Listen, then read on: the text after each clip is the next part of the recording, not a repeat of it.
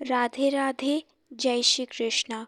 श्री राधा रानी की कृपा से आज श्री कृष्ण चैतन्य महाप्रभु जी के चरित्र का भाग 18 है। जैसा कि श्री जी की कृपा से हमने कल नित्यानंद महाप्रभु जी और निमाई महाप्रभु जी का मिलन देखा और वे गौर लीला में प्रवेश करते हैं। तो उसी प्रकार आज गौरांग महाप्रभु जी को एक और परिकर की आवश्यकता थी। उन्हें एक परिकर की कमी लग रही थी, वह थे श्री हरिदास ठाकुर जी महाराज। श्री हरिदास ठाकुर जी महाराज वही जो अद्वैताचार्य जी के साथ रहते थे। उन्हें वे श्री हरिदास ठाकुर जी की कमी लग रही थी। अब हम श्री हरिदास ठाकुर जी को देखेंगे। श्री हरिदास ठाकुर जी कौन हैं? श्री हरिदास ठाकुर जी ब्रह्मा जी हैं। अब भाव आता है कि ब्रह्मा जी गौर लीला में कैसे आए। तो हम सब ने जानते हैं कि जब श्री कृष्ण भगवान ने द्वापर युग में लीला की थी, तो उस लीला के बीच में जब भगवान बाल ग्वाल के साथ वन में दोपहर के समय भोजन का लीला कर रहे थे, तो उस वक्त ब्रह्मा जी को लगा कि जो भगवान श्री कृष्ण है वह कोई भगवान नहीं, वह तो इन ग्वाल वाल की जूठन खा रहे हैं। तो उसको देख के ब्रह्मा जी को बड़ा रुष्ट हुए और फिर उन्होंने उनके सारे ग्वाल वाल को एक साल के लिए ले लिया। तब भगवान श्री कृष्ण स्वयं ही ग्वाल बाल बनकर बछड़ों का रूप लेकर वहीं पर एक साल तक बने रहे। लेकिन फिर जब ब्रह्मा जी को अपनी गलती का एहसास हुआ, तब उन्होंने प्रभु से क्षमा मांगी। तो प्रभु कहते हैं, अगर मैं होता तो मैं तुम्हें तुरंत क्षमा करता, लेकिन तुमने मेरे प्रिय भक्तों के साथ ऐसा व्यवहार किया, इसलिए ब्रह्मा जी मैं आपको क्षमा नहीं कर सकता। अब आपको स्वयं कलयुग में अवतार लेना होगा। तब तब ब्रह्मा जी ने कलयुग में श्री गौर लीला में हरिदास ठाकुर जी बनकर अवतार लिए हैं। तो अब हम थोड़ा श्री हरिदास ठाकुर जी महाराज के बारे में सुनते हैं, श्रवण करते हैं। तो श्री हरिदास ठाकुर जी ने जन्म लिया है 1500 के आसपास में। भारत के बंगाल क्षेत्र में उन्होंने जन्म लिया है। यवन परिवार में उनका जन्म हुआ है। वे जब जन्म लिए थे तो उन्होंने यवन परिवार यानी कि मुस्लिम परिवार में जन्म लिया था। तो वहाँ पर वे जन्म लेते हैं और जब उन्होंने जन्म लिया था तो वे अपने माता पिता के यहाँ का एक बूंद पानी भी नहीं पीते थे, दुग्ध पान तो छोड़िए। तब उनके माता पिता परेशान रहते थे कि बालक तो कुछ खाता पीता ही नहीं, कुछ पीता ही नहीं। तो वहीं पास में एक वैष्णव रहते थे। उन वैष्णव के सपने में आया कि उस जो वो बालक था, उनके सपने में आता है कि वह बालक तो वैष्णव है, वे तो यवन परिवार का एक एक बूंद पानी भी नहीं पिएगा। तो ऐसा ऐसा उनके सपने में आता है। तो अगले दिन वह उसी परिवार के पास गए और कहे, आपके यहाँ एक बच्चा जन्म लिया, एक शिशु जन्म लिया। कहे हाँ, वो एक कुछ खाता ही पीता नहीं। तो वे कहे, ये आपके यहाँ का नहीं खाएगा, ये आपके यहाँ का कुछ नहीं पिएगा, क्योंकि यह एक वैष्णव है और यवन के यहाँ का यह कुछ नहीं खा सकता पी सकता। तो वे कहे, अब हम क्या करें? तो वे कहते हैं वैष्णव कि अब जब भी मैं इनके लिए भगवान की प्रसादी का दुग्ध लाऊंगा, तब इनको आप पवाइएगा। तब वे वैष्णव दूध लाते, उसको पहले ठाकुर जी को भोग लगाते, फिर उस दुग्ध को उनके माता पिता को दे देते।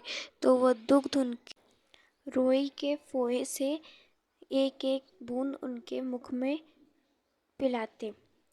तो ऐसे वे 12 वर्ष तक वहीं पर पले बड़े हैं, उसी परिवार में। फिर जब वे 12 वर्ष के हुए तो श्री हरिदास ठाकुर जी 12 वर्ष तक तो अपने माता पिता, शरीर के माता पिता के साथ ही रहे।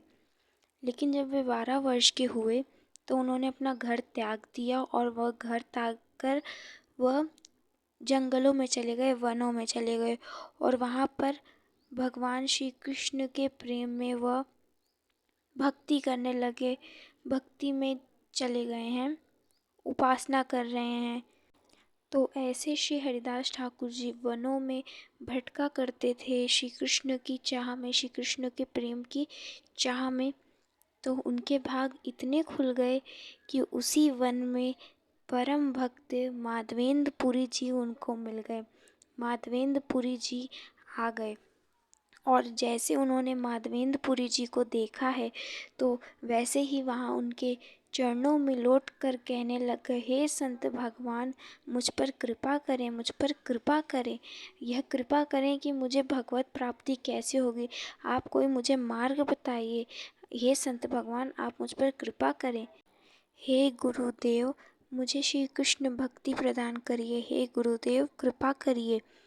तब माधवेंद्र पुरी जी कहते हैं कि इस कली काल में अगर भगवत प्राप्ति करनी है तो भगवत प्राप्ति के लिए नाम का आश्रय लेना बहुत बहुत ज़रूरी है, क्योंकि नाम के आश्रय के बिना हम भगवत प्राप्ति नहीं कर सकते हैं।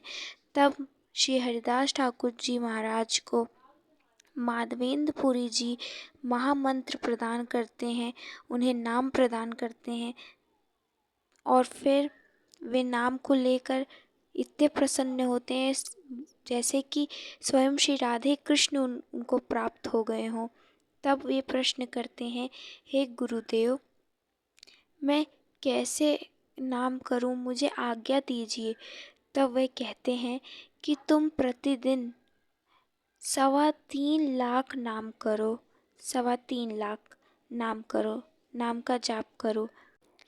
तब माधवेंद्र पुरी जी ने कहा कि अगर तुमने मेरे बताए मार्ग पर चल दिए, मेरे बताए 3.25 लाख नाम किए, तुमने अगर गुरुदेव की आज्ञा मानी और वैष्णव अपराध नहीं किया, तब तुम्हें साक्षात श्री राधे कृष्ण दर्शन भी देंगे, तुम उनकी गौर लीला को भी देखोगे जो कि अभी प्रकट होने वाली है।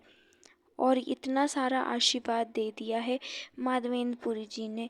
किसको? श्री हरिदास ठाकुर जी को।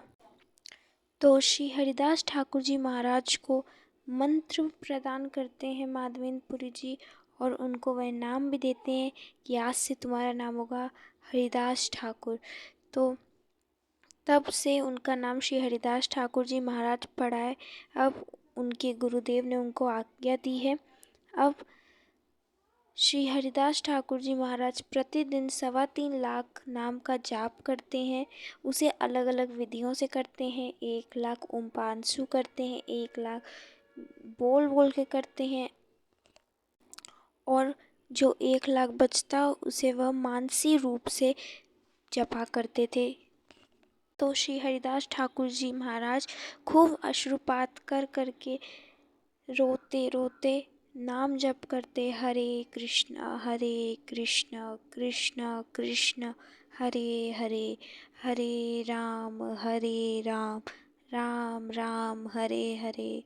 ऐसे नाम जप करते आँखों से अश्रु की धारा बह रही है और वो तो सोते भी नहीं थे और ना कुछ खाते थे, बस वही नाम में लीन रहते थे। अब वह यवन किसी मंदिर में तो जाते नहीं थे।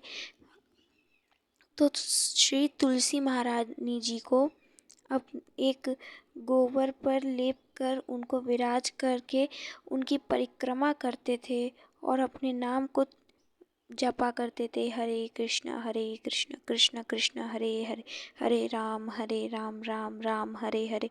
ऐसे नाम को जपते जपते वह तुलसी महारानी जी का परिक्रमा करते ऐसे अपने जीवन को व्यतीत कर रहे थे।